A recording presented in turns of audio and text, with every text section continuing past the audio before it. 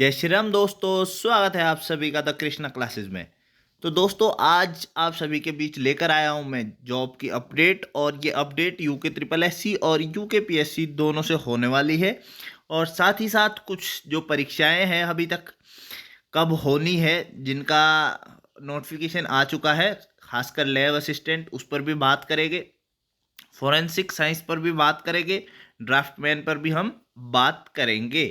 तो दोस्तों, सबसे पहले पढ़ेंगे हम ये हमारा यहाँ पे यूके ट्रिपल एससी के लिए कुछ कहा है। 14 नई भर्तियां करेगा आयोग, कैलेंडर जल्द। 800 से ज़्यादा पदों पर यूके ट्रिपल एससी करेगा भर्तियां।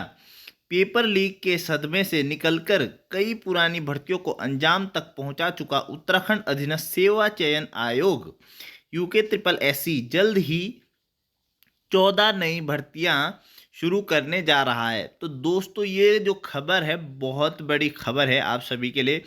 अगले सप्ताह आयोग इनका कैलेंडर जारी करेगा। तो मतलब कि यूके ट्रिपल एससी का कैलेंडर आने वाला है 14 भर्तियों के लिए। ये परीक्षाएं राज्य लोक सेवा आयोग को दी गई 23 भर्तियों से अलग है। मतलब कि जो 23 भर्तियां यूके पीएससी को दी थी यूके ट्रिपल एससी ने, उससे अलग 14 नई भर्तियों का कैलेंडर जारी होने वाला है जो यूके ट्रिपल एससी के पास है।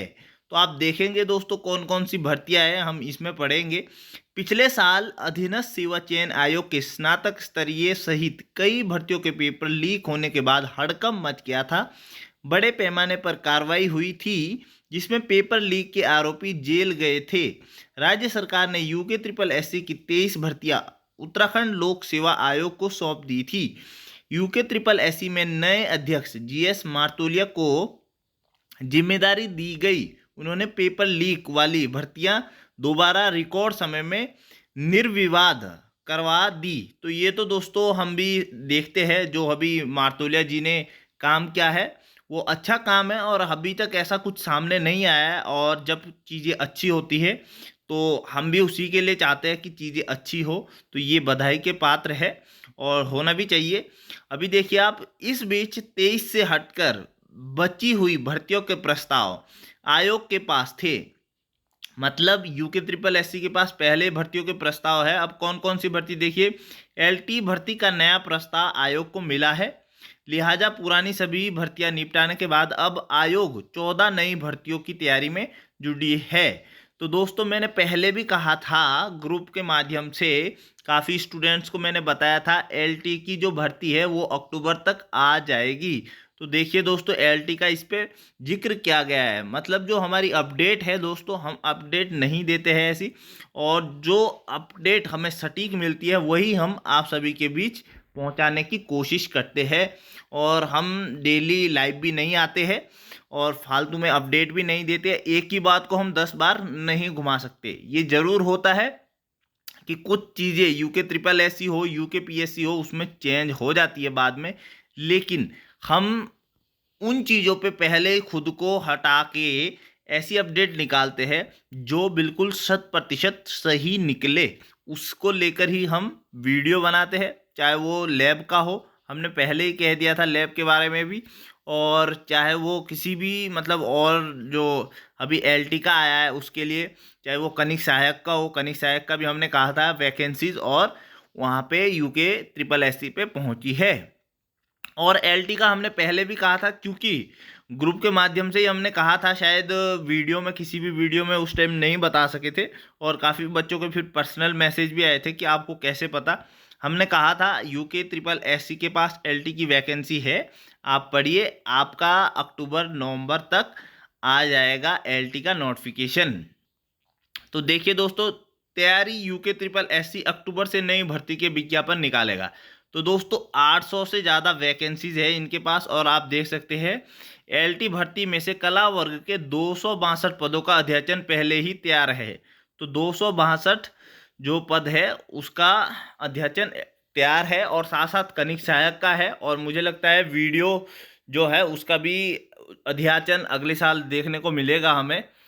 इस साल तो मुश्किल है, लेकिन जैसा कि इन्होंने कैलेंडर कहा है कि कैलेंडर आएगा 14 तक, तो सभी लोग 14 तक कैलेंडर अपना देख सकते हैं। यूके ट्रिपल एससी का निकल जाएगा। अगर इन्होंने 14 कहा है तो मुझे लगता है 14 का 20 हो सकता है, उससे ज़्यादा नहीं होगा जहाँ तक मुझे लगता है। लेकिन उससे पहले हमारे को लगता है कि वन दरोगा जो रिजल्ट है वो जारी हो जाएगा।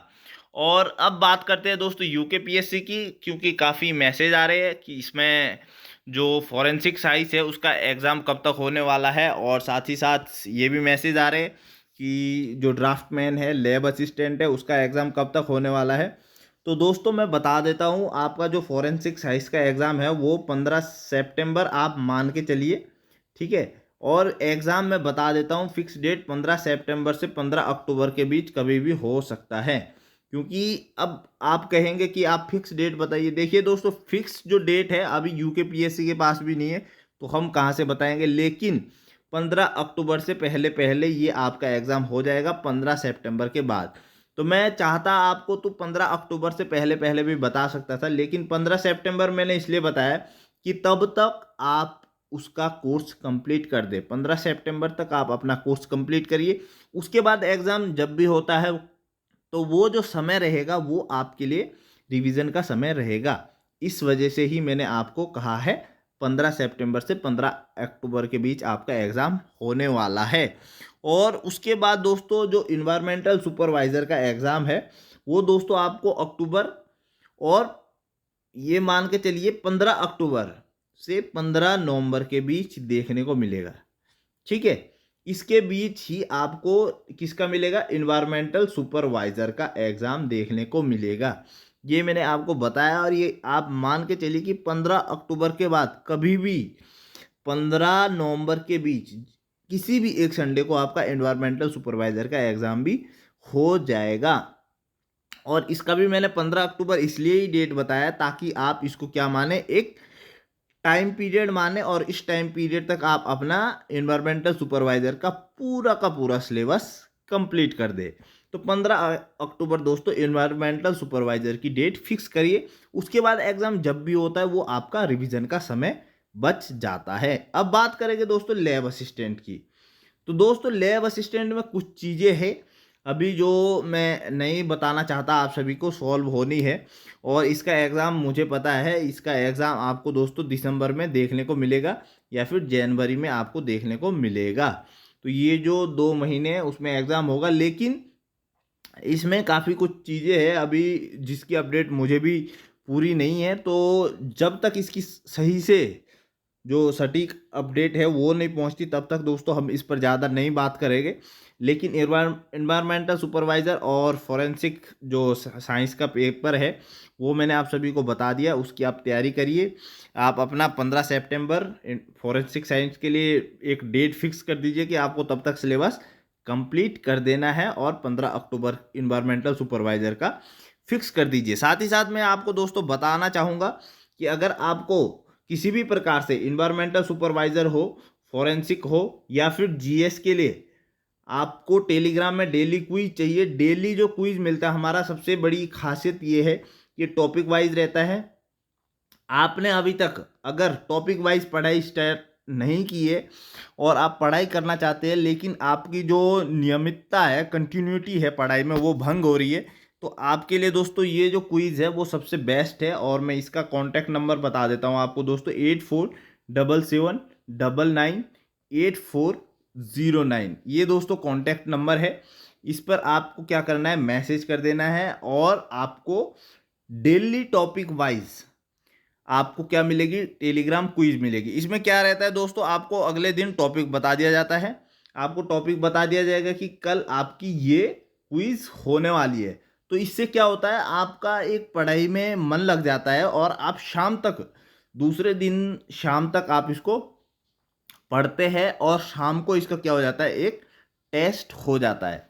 उस टेस्ट से क्या होता है, उस टेस्ट में आपके नंबर कम आएंगे। औरों के बीच काफ़ी स्टूडेंट्स होते हैं, तो उनके साथ अगर आपके नंबर कम है तो कहीं ना कहीं आपको अच्छा नहीं लगता है।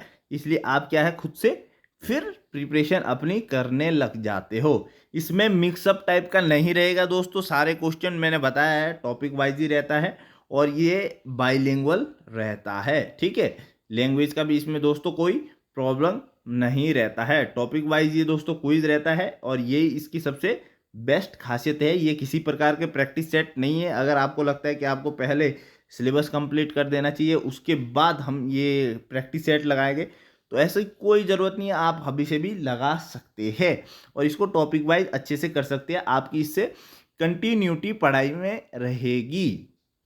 और अगर आपको ऐसा लगता है कि आपको बाद में लगाना है तो आप बाद में भी लगा सकते हैं। जब आप सारा, अगर आप अच्छे पढ़ने वाले हैं, आपकी स्टडी कंटिन्यूटी चल रही है उसमें, तो आप बाद में भी इसको प्रैक्टिस सेट को कर सकते हैं, डेली प्रैक्टिस सेट को। तो उसके लिए मैंने कॉन्टैक्ट नंबर दे दिया है, आपको स्किप करना है और कॉन्टैक्ट नंबर से आप क्या करना है, जुड़ना है किसमें, टॉपिक वाइज क्विज में। तो आज के लिए दोस्तों इतना ही। सभी के लिए ऑल द बेस्ट। सभी लोग जुड़ जाइए क्योंकि आगे भर्तियां आने वाली है बहुत सारी, क्योंकि आगे इलेक्शन है तो भर्तियां जरूर आएगी और एग्ज़ाम भी होंगे। फरवरी से पहले पहले एग्ज़ाम होने हैं। काफ़ी एग्ज़ाम हो गए, ये मैं आप सभी को अभी बता देता हूँ, क्योंकि इसमें कोई ऐसा नहीं है कि मैंने ये अपडेट कहीं से ली है। ये कॉमन सेंस वाली बात है। उत्तराखंड में इलेक्शन से पहले एग्ज़ाम होते हैं, एग्ज़ाम आते हैं, ताकि लगे कि हाँ हम एग्ज़ाम करवा रहे हैं, हम परीक्षाएं करवा रहे हैं और जो विद्यार्थीगण है या उनके माँ बाप हैं उनके वोट जरूर मिले। तो ये दोस्तों कोई भी पार्टी रही है अभी तक, तो ये सिस्टम अभी तक चलते जा रहा है। इसलिए आप सभी को क्या करना है, कोई सा भी इलेक्शन आता है तो उससे पहले अपनी बुक्स उठाइए और पढ़ाई करिए। तो ये दोस्तों आपके लिए बेस्ट टाइम है। जनवरी, फरवरी, मार्च तो दोस्तों नहीं, लेकिन फरवरी तक आप समझ जाइए कि आपके पास अच्छी अपॉर्चुनिटी बन जाती है खुद को जॉब के लिए। तो ऑल द बेस्ट दोस्तों। अपना ध्यान रखना, अपनों का ध्यान रखना। जय हिंद, जय भारत, जय श्री राम।